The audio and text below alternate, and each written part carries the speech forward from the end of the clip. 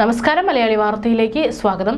വരും ദിവസങ്ങളിൽ വടക്കൻ ജില്ലകളിൽ മഴയ്ക്ക് സാധ്യതയെന്ന് കേന്ദ്ര കാലാവസ്ഥാ വകുപ്പിന്റെ മുന്നറിയിപ്പ്. കോഴിക്കോട്, വയനാട്, കണ്ണൂർ എന്നീ ജില്ലകളിലാണ് വെള്ളിയാഴ്ച കേന്ദ്ര കാലാവസ്ഥാ വകുപ്പ് യെല്ലോ അലർട്ട് പ്രഖ്യാപിച്ചിട്ടുണ്ട്. ഒറ്റപ്പെട്ട മഴയ്ക്കുള്ള സാധ്യതയാണ് പ്രവചിച്ചിട്ടുള്ളത്.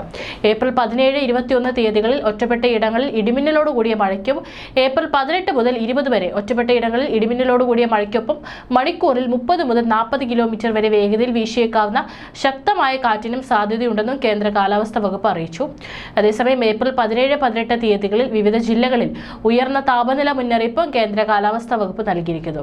പാലക്കാട് ജില്ലയിൽ 39 ഡിഗ്രി സെൽഷ്യസ് വരെയും, തൃശൂർ, കോഴിക്കോട്, കണ്ണൂർ ജില്ലകളിൽ ഉയർന്ന താപനില 38 ഡിഗ്രി സെൽഷ്യസ് വരെയും, കൊല്ലം, ആലപ്പുഴ, പത്തനംതിട്ട, കോട്ടയം, എറണാകുളം, കാസർഗോഡ് ജില്ലകളിൽ 37 ഡിഗ്രി സെൽഷ്യസ് വരെയും, മലപ്പുറം ജില്ലയിൽ സാധാരണ അനുഭവപ്പെടുന്നതിനേക്കാൾ 2 മുതൽ 4 ഡിഗ്രി സെൽഷ്യസ് വരെയും ഉയർന്ന 36 ഡിഗ്രി സെൽഷ്യസ് വരെയും താപനില ഉയരാൻ സാധ്യതയുണ്ടെന്നാണ് മുന്നറിയിപ്പ്. തിരുവനന്തപുരം, കൊല്ലം, പത്തനംതിട്ട, ആലപ്പുഴ, കോട്ടയം, എറണാകുളം, ഇടുക്കി, തൃശൂർ, പാലക്കാട്, മലപ്പുറം എന്നീ ജില്ലകൾക്കാണ് ഇന്ന് മഴ മുന്നറിയിപ്പ് നൽകിയിരിക്കുന്നത്. കോഴിക്കോട്, വയനാട്, കണ്ണൂർ, കാസർഗോഡ് എന്നീ ജില്ലകളിൽ ഇന്ന് താപനില ഉയരുമെന്നും മുന്നറിയിപ്പിൽ വ്യക്തമാക്കുന്നു.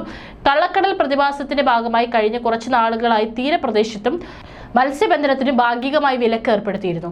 മുന്നറിയിപ്പ് പ്രകാരം നാളെ 18/4/2024 രാത്രി 11:30 വരെ 0.5 മുതൽ 1.5 മീറ്റർ വരെ ഉയർന്ന തിരമാലയ്ക്കും കടലാക്രമണത്തിനും സാധ്യതയുണ്ടെന്നും ദേശീയ സമുദ്രസ്ഥിതി പഠന ഗവേഷണ കേന്ദ്രം അറിയിച്ചു.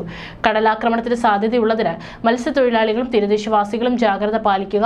കള്ളക്കടൽ പ്രതിഭാസത്തിന്റെ ഭാഗമായി തെക്കൻ തമിഴ്നാട് തീരത്തും തീരപ്രദേശത്തിന്റെ താഴ്ന്ന പ്രദേശങ്ങളിലും ഉയർന്ന തിരമാലകൾ കാരണം കടലാക്രമണത്തിന് സാധ്യതയുണ്ടെന്നും ആയതിനാൽ ഇന്ന് രാവിലെ 8 മണി മുതൽ നാളെ രാത്രി 11:30 വരെ തെക്കൻ തമിഴ്നാട് തീരത്ത് 0.5 മുതൽ 1.5 മീറ്റർ വരെ ഉയർന്ന തിരമാലയ്ക്കും കടലാക്രമണത്തിനും സാധ്യതയുണ്ടെന്നും ദേശീയ സമുദ്രസ്ഥിതി പഠന ഗവേഷണ കേന്ദ്രം അറിയിച്ചു.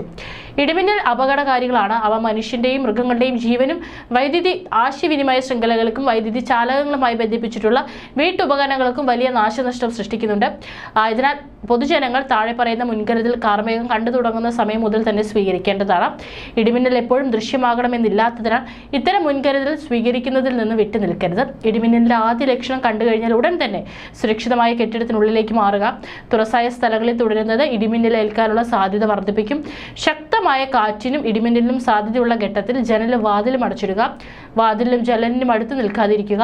കെട്ടിടത്തിനകത്ത് തന്നെ ഇരിക്കുകയും പരമാവധി ഭിത്തിയിലോ തറയിലോ സ്പർശിക്കാതിരിക്കാൻ ശ്രമിക്കുകയും ചെയ്യുക. ഗൃഹോപകരണങ്ങളുടെ വൈദ്യുതി ബന്ധം വിച്ഛേദിക്കുക.